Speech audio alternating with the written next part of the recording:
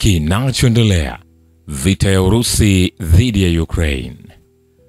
Mashambulizi makali ya droni za Urusi yamewaua watu 6 na kujeruhi wengine 60 kwenye mji wa pili kwa ukubwa wa Ukraine, Kharkiv, kwa mujibu wa maafisa wa Ukraine. Mashambulizi hayo yanafuatia mengine mawili makubwa kabisa wiki hii, ikiwa ni sehemu ya kampeni ya kulipiza kisasi baada ya mashambulizi makubwa ya Kyiv dhidi ya Urusi wiki za hivi karibuni. Meya wa Kharkiv, Ihor Terakov, amesema wimbi hilo jipya la mashambulizi ya drone limezikumba wilaya 4 za mji huo. Waendesha mashtaka kwenye mkoa huo wanasema idadi ya waliokufa imefikia watu 6, wakati wa uokoaji wakiendelea kuwasaka watu waliofukiwa na vifusi vya majengo. Kwingineko, mikoa miwili ya kusini mwa Ukraine, Mykolaiv na Kherson, imekosa umeme baada ya vikosi vya Urusi kushambulia miundombinu ya nishati, kwa mujibu wa magavana wa mikoa hiyo. Nikwambie hivi, hatujamaliza. Vile mwanauchumi wa Marekani Jeffrey Sachs ameshutumu washirika wa magharibi wa Ukraine kwa kuiharibu nchi hiyo. Anasema marafiki wa Ukraine wanaoitwa ndio wanaoangamiza kabisa Ukraine. Marafiki wa Ukraine ndio wanaoiambia Ukraine ipigane. Sachs alimwambia mwandishi wa habari wa Marekani Tucker Carlson katika mahojiano, ni kama kuwa kocha katika mechi ya ndondi na kijana wako anamwagika damu na kupigwa na kuangamizwa kwenye vita, na unasema nenda, niko upande wako. Mchumi huyo pia alisisitiza kuwa nchi za magharibi zinaendelea kuhimiza vita licha madhara yake mabaya kwa Ukraine. Vile Serbia inaweza kuisaidia Ukraine kurejesha moja ya miji au maeneo yake, Rais Alexander Vučić anasema wakati wa mkutano wa kilele wa Ukraine na kusini mashariki mwa Ulaya mjini Odessa.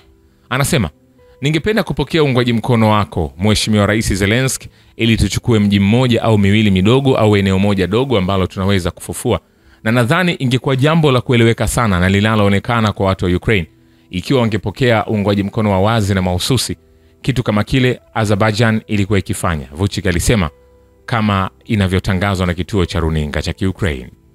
Vučić alisema kuwa Belgrade inaendelea kuunga mkono uadilifu wa eneo la Ukraine na iko tayari kutoa usaidizi wa kibinadamu na kisiasa.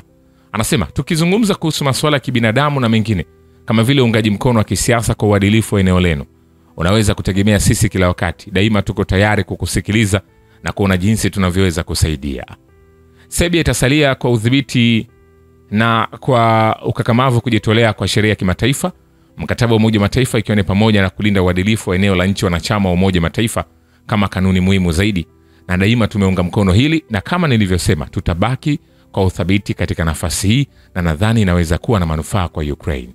Mwisho wa kumnukuu. Nikwambie hivi, hatujamaliza. Rais huyo wa taifa la Serbia pia anasema alikutana na Volodymyr Zelensky kando ya mkutano wa wakuu wa Ukraine na Ulaya kusini mashariki huko Odessa, na mazungumzo yao yakilenga kuimarisha ushirikiano wa pande mbili katika sekta mbalimbali. Kiongozi huyo anasema, tulibadilishana mawazo juu ya umuhimu wa kufikia amani ya muda mrefu na endelevu, kuheshimu sheria za kimataifa na pia jukumu la diplomasia katika kushinda mizozo, alisema kupitia Instagram. Aliyetaja mazungumzo hayo kuwa ya muhimu na ya wazi, akibainisha kuwa iligusa changamoto muhimu za kijiografia zinazokabili Ulaya na jumuiya pana kimataifa. Viongozi hao wawili pia walisisitiza umuhimu wa kuheshimu sheria za kimataifa, kutafuta suluhu za kidiplomasia na kuanzisha ushirikiano wa karibu iwezekanavyo katika nyanja mbalimbali. Nikwambie hivi, hatujamaliza. Vile Rais wa Marekani Donald Trump amedhamiria kutafuta suluhu la amani kwa mzozo wa Ukraine hata kama wengi wa bunge la Congress wanapingwa. Waziri wa Ulinzi Peter Hegseth anasema, rais huyo amejitolea kudumisha amani katika mzozo huo. Hatimaye amani hutumikia maslahi yetu ya kitaifa, na tunafikiri maslahi ya pande zote mbili, hata kama matokeo hayo hayatapendelea wengi katika chumba hiki na wengi katika nchi yetu. Matokeo yake, amani iliyojadiliwa nchini Ukraine inaifanya Amerika kuonekana kuwa na nguvu, inatufanya tuonekane kama tunaelewa hali ya dunia na pale tunapotaka kulenga. Kujibu, seneta wa chama cha Republican Mitch McConnell, mwenyekiti wa kamati ndogo ya utetezi iliyoandaa kesi hiyo, alisema kwamba maafisa hawataki kichwa cha habari mwishoni mwa mzozo huu kinachosema Urusi inashinda na Amerika itashindwa. Seneta anasema, ningesema tu kutokana na mbinu ya Rais Trump, hiyo sio kichwa cha habari, Hegseth alisema. Nikwambie hivi, hatujamaliza.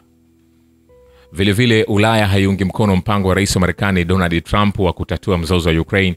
Waziri Mkuu wa Hungaria Viktor Orban anasema katika mahojiano na mwandishi wa habari wa Marekani Ben Shapiro. Sasa nikupeleke kwenye uwanja wa kivita ambapo huko yako mengi ambayo yanaendelea kushika hatamu. hatua kwa hatua upate nafasi ya kufahamu kwa kina yale ambayo yanaendelea huko. Na moja ya taarifa kutoka uwanja wa kivita tulioko nayo ni kwamba waendeshaji wa ndege zisizo na rubani za fiber optic za kikosi cha Baz 27 cha kikosi cha kujitolea kama sehemu ya Battle Group South wameshambulia kituo cha udhibiti wa drone cha Ukraine kilichofichwa katika mwelekeo wa Kramatorsk, vyombo vya habari vinasema. Wapiganaji wa kikosi hicho pia walishambulia eneo lililofichwa la jeshi la Ukraine kwa kutumia ndege zisizo na rubani, kwani iligunduliwa angani wakati wafanyakazi walipokuwa wakificha nafasi zao. Vile Moscow imekabidhi miili 1212 ya wanajeshi wa Ukraine kwa Kiev na kupokea miili 27 ya wanajeshi wa Urusi waliofariki. Msaidizi wa rais wa Urusi, mkuu wa ujumbe wa Urusi katika mazungumzo ya Istanbul, Vladimir Medinsky anasema.